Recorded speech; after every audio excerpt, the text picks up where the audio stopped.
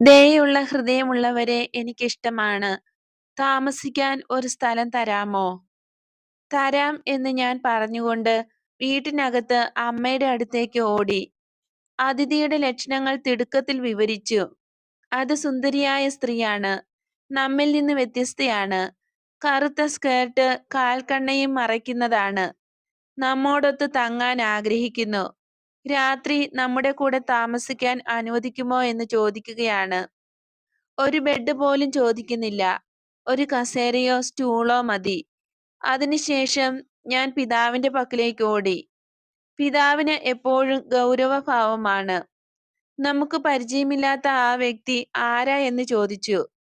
ഞാൻ വിവരിച്ചു കൊടുത്തു. ആ സ്ത്രീയെ പറഞ്ഞയച്ചേക്കുമോ എന്ന ഭയമായിരുന്നു എനിക്ക്. പക്ഷേ താമസിക്കാൻ സമ്മതിച്ചു. എന്റെ കുഞ്ഞെ നോക്ക്, ആകെ